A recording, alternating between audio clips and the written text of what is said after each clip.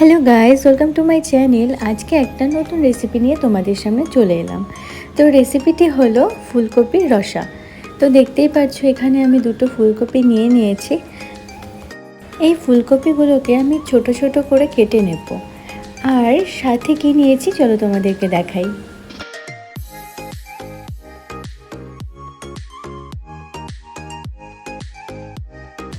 এখানে আমি দুটো আলু, কিছু লঙ্কা আর একটা টমেটো নিয়েছি। তো এগুলোকে আমি কেটে নেব। তো আমি টমেটো কেটে নিয়েছি, লঙ্কার বোটা ছাড়িয়ে নিয়েছি আর আলুগুলোকে খণ্ড খণ্ড করে কেটে নিয়েছি। আর ফুলকপিগুলো আমি ছোট ছোট করে কেটে নিয়েছি। তোমরা চাইলে বড়ও রাখতে পারো। আমি ছোট করেছি এই জন্য ফুলকপির ভেতরে পোকা থাকে, তো ছোট করে না কাটলে পোকাগুলোকে ঠিক দেখা যায় না। তাই আমি ছোট করে কেটে নিয়ে এখন আমি ধুয়ে নিচ্ছি। তো আমার ধোয়া হয়ে গেছে। তো এবারে আমি গরম জল বসিয়ে দেব।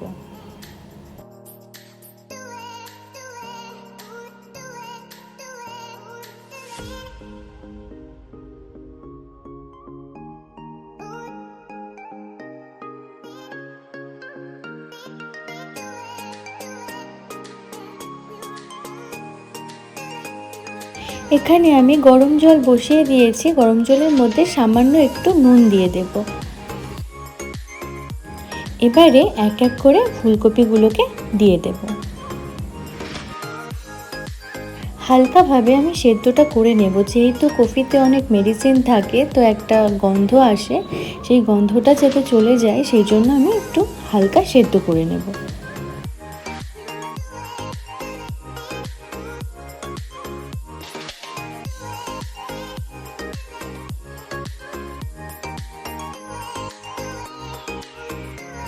তো হালকাভাবে দেখো জলটা ফুটে উঠেছে। তো আমাদের সেদ্ধ হয়ে গেছে। এবারে আমি নামিয়ে নেব আর একবার জল দিয়ে খুব ভালো করে ধুয়ে নেব।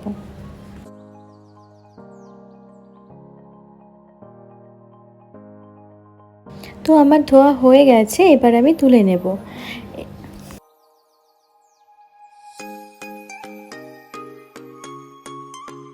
সামান্য একটু নুন আর একটু হলুদ দিয়ে কফিগুলোকে খুব ভালো করে মেখে নেব। এরপরে কড়াই বসিয়ে দেব।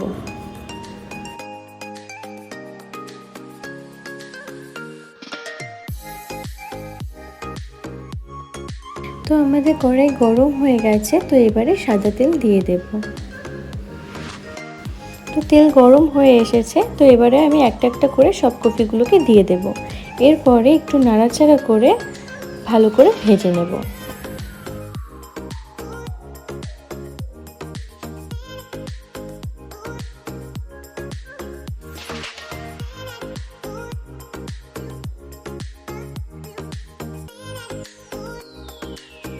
একটু হালকা আছে কফিটাকে ভাজতে হবে, না হলে ওপরটা কালো হয়ে যাবে, নয়তো ভেতরে কাঁচা থেকে যাবে।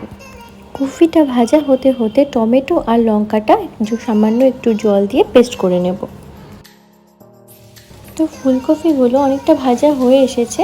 তো এবারে আমি নামিয়ে নেব। এবারে কড়াইতে আবার তেল দিয়ে দেব। তো গরম হয়ে গেলে তেলের মধ্যে ফোড়ন দেব গোটা গরম মশলা আর গোটা জিরে।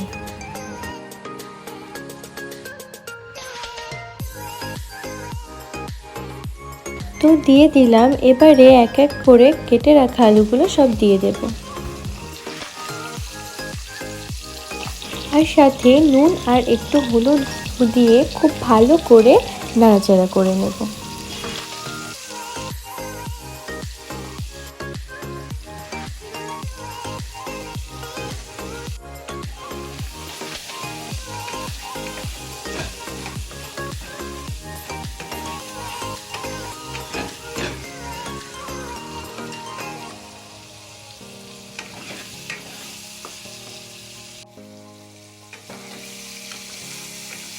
আলুটা অনেকটা ভাজা হয়ে গেছে।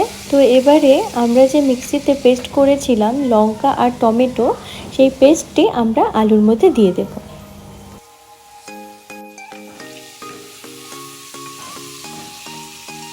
তো লঙ্কা পেস্টটা দিয়ে দিলাম।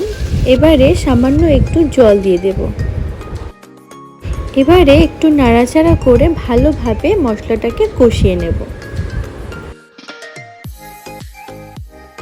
তো তোমরা দেখতেই পাচ্ছ জলটা অনেকটা শুকিয়ে গেছে, মশলাটা অনেকটা কষানো হয়ে গেছে। এবারে আমি অ্যাড করে দেব একটু জিরার গুঁড়ো আর ধনে গুঁড়ো। তো দিয়ে দিলাম। এবারে খুব ভালো করে চারপাশটা মিশিয়ে নেব আর অ্যাড করে দেব সামান্য পরিমাণে একটু চিনি। তো তোমরা চাইলে চিনিটা নাও দিতে পারো, আমি দিয়ে দিলাম একটু টেস্ট আর কালারের জন্য। তো চিনিটা দিলে টেস্টটা একটু ভালো আসে, তো তোমরা চাইলে নাও দিতে পারো।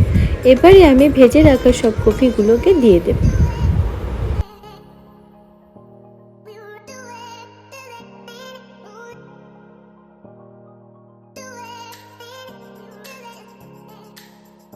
নাড়াচাড়া করে কফির সঙ্গে মশলাগুলো খুব ভালো করে মিশিয়ে নিতে হবে। এবারে আর কিছু সময় ধরে একটু কষিয়ে আমরা জল অ্যাড করে দেব।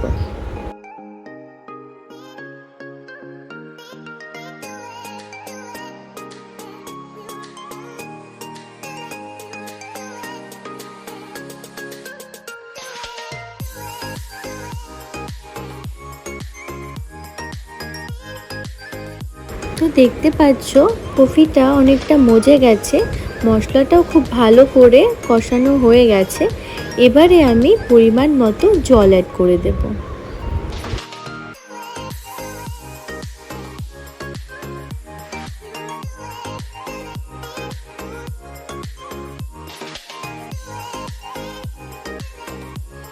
তো পরিমাণ মতো আমি জলটা দিয়ে দিলাম। এবারে খুব ভালো করে চারপাশটা মিশিয়ে নেব।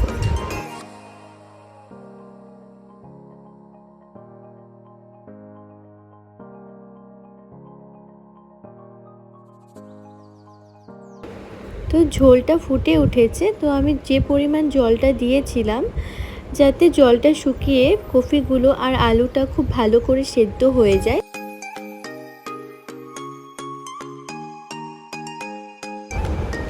তো এভাবেই আমরা একটু ঝোলটাকে ভালো করে ফুটিয়ে নেব।